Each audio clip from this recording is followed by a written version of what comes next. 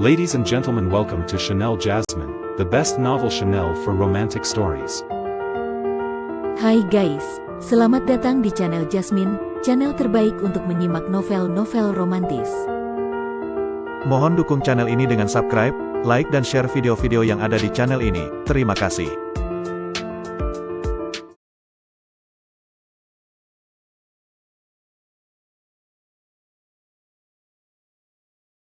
Kaisar Agung Seni Bela Diri Bab 1297. Dengan kekuatan dan tingkat kultivasi Luo Xiu saat ini, bahkan di hadapan seorang penguasa Dao sejati pun ia memiliki kepercayaan diri untuk berbicara setara.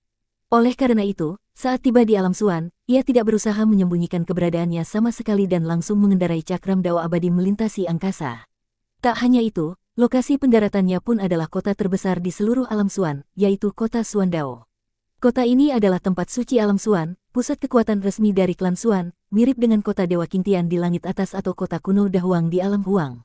Sebagai wilayah paling sakral, tidak ada praktisi bela diri yang diizinkan terbang di atas kota Suan Dao, dan seluruh area kota dikelilingi oleh formasi pelarangan udara. Bahkan para ahli di tingkat suprim pun harus masuk ke kota dengan berjalan kaki, karena melanggar peraturan itu akan dianggap sebagai provokasi terhadap kota Suan Dao dan langsung diserang oleh formasi tersebut. Namun, formasi penghalang di sekitar kota Suan Dao hanya berada di tingkat suprim, sehingga cakram Dao abadi dapat langsung menembus dan mendarat tanpa terpengaruh sama sekali. Siapa yang berani menerobos masuk ke kota Suan Dao kami? Tiba-tiba, teriakan keras seorang perempuan terdengar dari arah kediaman wali kota, disusul oleh kemunculan seorang wanita parubaya yang berpakaian mewah, auranya agung, yang segera melesat sebagai cahaya menuju ke arah Luo Xiu dan ketiga orang temannya. Aura kuat memancar dari tubuh wanita itu, namun bahkan sebelum mendekat, tekanannya langsung hancur tanpa jejak di hadapan Luo Xiu. Melihat ini, ekspresi marah di wajah wanita itu berubah menjadi keterkejutan mendalam. Ia adalah wali kota-kota Suan Dao, berada di tingkat suprim, namun tekanan auranya bisa dihapus seketika tanpa perlawanan. Mungkinkah orang ini adalah seorang penguasa Dao sejati? Pemikiran itu langsung membuatnya berkeringat dingin. Meski ia memiliki klan Suan sebagai penopang, di alam semesta ini, seorang penguasa Dao sejati tidak bisa diremehkan oleh siapapun. Dikui melangkah ke depan, siap bertindak jika Luo Xiu memerintah. Meskipun berada di tingkat suprim, ia mempraktikkan teknik yang diberikan oleh Dewa Penyempurnaan Kekosongan, dan kemampuannya jauh melampaui suprim biasa. Tak perlu tegang, aku datang ke kota Suan Dao hanya untuk menanyakan sesuatu padamu, kata Luo Xiu tenang. Apa yang ingin ditanyakan, Tuan? Mohon maaf atas kesalahan tadi, saya mohon ampun, jawab sang wali kota dengan hormat. Luo Xiu mengangguk ringan dan melambaikan tangannya, lalu memunculkan beberapa bayangan yang diubah dari kekuatan Dewa Perubahan, menampilkan wujud Yan Xiruo, Shen Bingyu, Ji Xiaozi, dan yang lainnya. Ketika sang wali kota melihat gambar-gambar itu, wajahnya tiba-tiba berubah pucat dan penuh keterkejutan. Tuan, Anda, saya, lidahnya seolah keluh, menunjukkan betapa terkejutnya ia. Awalnya ia tak menyadari siapa pria ini karena sudah menganggapnya sebagai penguasa Dao sejati dan tak memikirkan lebih jauh. Namun begitu melihat bayangan para wanita itu, lalu memperhatikan wajah Luo Xiu yang belum diubah, ia langsung menyadari siapa dia sebenarnya. Identitas Luo Xiu sebagai jenius Dao yang dulu menjadi target utama pembunuhan oleh Sekte Suci Suan Huang dan klan Naga Taiksu sudah pasti juga menjadi informasi utama bagi klan Suan. Ia mengingat dengan jelas bahwa 10 tahun lalu Luo Xiu baru saja mencapai tingkat suprim. Bagaimana bisa kini dia sudah berada di tingkat penguasa Dao sejati? Tapi jika bukan penguasa Dao sejati, bagaimana bisa ia menghapus tekanan aura tanpa bergerak? Melihat reaksi wanita itu, Luo Xiu tahu bahwa identitasnya telah dikenali, namun ia tidak berniat banyak bicara. Apa mereka pernah datang ke alam Suan? Tanyanya, langsung. Dengan kekuatan klan Suan, hampir tak ada hal di alam Suan yang bisa lolos dari pengawasan mereka. Wali kota itu menarik napas dalam-dalam, menekan keterkejutannya. Ia paham bahwa tidak mungkin Luo Xiu akan memberitahukan rahasia kultivasinya, jadi ia pun segera bersikap hormat, mereka belum pernah datang ke alam Suan. Mendengar itu, Luo Xiu sedikit mengernyit, merasa kecewa. Namun ia sadar bahwa jika Duan Kong dan Cilong menyembunyikan jejak mereka dengan sengaja, bahkan klan Suan pun belum tentu bisa menemukannya. Bagaimanapun, Duan Kong adalah seorang penguasa Dao sejati, dan Cilong serta para pemimpin lainnya berada di tingkat suprim. Para penguasa Dao sejati klan Suan pun sedang bertapa di tanah leluhur mereka, jadi sangat mungkin identitas mereka bisa tersembunyi. Inilah yang membuat pencarian Luo Xiu sulit, jika orang yang ia cari ada di alam Suan namun ia tidak mendapatkan petunjuk dari wali kota dan pergi begitu saja, bisa jadi ia kehilangan kesempatan untuk menemukan mereka. Kalau begitu, maaf telah mengganggu, saya pamit, ucap Luo Xiu sambil menangkupkan tangan. Ia lalu menaiki cakram dao abadi dan menghilang sebagai cahaya di langit. Ia belum langsung pergi menuju alam huang meski jaraknya lebih dekat, karena ia percaya bahwa kadang-kadang takdir bisa membawanya ke jawaban. Ia berniat berkeliling alam Suan dan berharap takdir membimbingnya menemukan jejak yang ia cari. Tentu saja, ia tahu bahwa harapan ini sangat tipis, namun ia tetap ingin mencobanya. Begitu Luo Xiu meninggalkan kota Suandao, sang wali kota segera menuju ke tanah leluhur untuk menghadap leluhur tertinggi klan Suan.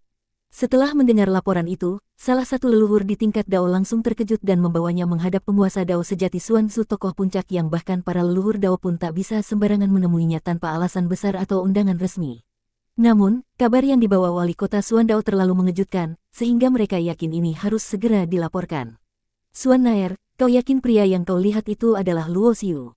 Tanya penguasa Dao sejati Suan Su yang akhirnya bersedia menemui sang wali kota, padahal secara hierarki, ia tidak memiliki kualifikasi untuk bertatap muka dengannya. Kesempatan langka itu membuat sang wali kota sangat gugup namun bersemangat, ia berlutut dan dengan hormat melaporkan seluruh informasi tentang Luo Xiu tanpa menyembunyikan sedikit pun. Penguasa Dao sejati Suan Su adalah pemilik jalur Dao misteri, dengan ciri khasnya pada kata misterius atau gaib. Dalam seluruh hukum langit, Dao waktu dan ruang adalah yang paling sukar dipahami, paling pantas disebut misterius dari yang misterius. Namun karena jalur waktu terlalu sulit, ia lebih menekuni aspek ruang dari Dao ini, dan harta karun utamanya, gerbang Dao misteri, mengandung prinsip ruang secara utuh. Walau sama-sama berkaitan dengan ruang, Dao misteri berbeda dari Dao kosmos. Dao misteri lebih fokus pada manipulasi kekuatan ruang dengan teknik-teknik tak terduga, sedangkan Dao kosmos menekankan pada penguasaan total atas wilayah ruang, menjadikan musuh seolah pion di telapak tangan. Sosok penguasa Dao sejati Suan Su tampak kabur dan berlapis-lapis karena dikelilingi oleh tumpukan dimensi ruang, tampak dekat namun sejatinya terpisah oleh lapisan ruang yang tak terhitung dari sang wali kota. Kelihatannya murid si Wuji ini luar biasa juga. Bahkan Wuji sendiri mungkin tidak menyangka bahwa murid pilihannya akan mencapai tingkat Dao hanya dalam waktu sesingkat itu, gumam Suan Su terkejut, padahal ia telah hidup selama ribuan era. Ia tahu betapa sulitnya menembus tingkat penguasa Dao sejati, dari 14 orang sezamannya, yang tercepat, Wuxin, butuh lebih dari 20.000 tahun untuk mencapainya, dan itu pun di era kemasan Dayan. Saat mendengar langsung ceramah seorang Raja Abadi, kala itu, sumber daya melimpah, tidak seperti zaman sekarang. Sementara itu, Luo Xiu bahkan belum 100 tahun penuh sejak ia menapak jalan kultivasi, meski ia punya ingatan masa lalu, menembus tingkat suprim bisa dimaklumi, tapi sampai ke tingkat Dao dalam waktu singkat adalah hal di luar nalar. Kecurigaan pun muncul, sesuatu yang luar biasa pasti terjadi padanya, pikir Suan Su. Sementara itu, Luo Xiu mengembara tanpa tujuan di alam Suan, menyimpan cakram Dao abadi dan menyembunyikan auranya, berjalan bersama Dikui dan dua rekannya, mengunjungi tempat-tempat ramai. Di kota bernama Suandu, mereka masuk ke sebuah kedai dan memesan arak. Luo Xiu mendengarkan percakapan para praktisi di sekitarnya. Dengan tingkatannya, bahkan suara komunikasi spiritual pun tidak bisa luput dari pendengarannya, dan tempat seperti ini memang cocok untuk menggali informasi. Ia sempat berpikir mencari cabang Menara Tianwang, tapi tidak tahu titik lokasinya di alam Suan. Tiba-tiba, alisnya mengernyit, lalu ia menatap lurus ke depan. Sejak kau datang, Suan Su, mengapa tidak menampakkan diri? Ucapannya langsung membuat wajah Dikui dan yang lain menegang. Suan Su adalah seorang penguasa Dao sejati-sejati, bukan tokoh remeh seperti wali kota tadi. Riak ruang muncul, dan sesosok bayangan kabur tanpa wajah jelas perlahan muncul di hadapan Luo Xiu. Meskipun belum pernah bertemu, Luo Xiu tahu bahwa ini pasti penguasa Dao sejati Suan Su. Saat ia muncul, ia langsung memisahkan ruang sekeliling sehingga orang lain di kedai tetap melihat Luo Xiu sendirian dan tak mendengar apapun. Kau memang luar biasa, kata Suan Su. Luo Xiu menjawab ringan, Suan Su terlalu memuji, dibanding para penguasa Dao sejati, aku masih jauh tertinggal. Ia lalu menuangkan segelas arak untuk tamunya. Tangan Suan Su menjulur, menembus lapisan ruang yang tak terhitung jumlahnya untuk mengambil cawan itu, menyesap perlahan lalu mengembalikannya. Kau ini benar-benar tidak tahu diri, Suan Su tertawa. Bagi Luo Xiu, minuman yang diminum oleh sang penguasa Dao sejati menunjukkan bahwa tamu ini datang tanpa niat jahat. Jika ingin mencelakakan, ia pasti sudah menyerang sejak awal. Dan memang benar, jarang ada yang berani berkata mereka hanya sedikit tertinggal dari penguasa Dao sejati. Luo Xiu hanya tersenyum, tidak membantah, lalu bertanya, lalu, untuk urusan apa Suan Su mencariku secara langsung? Ia tahu, di tingkat kekuatan seperti ini, semua pertemuan pasti memiliki tujuan, dan tidak ada waktu untuk basa-basi. Bersambung.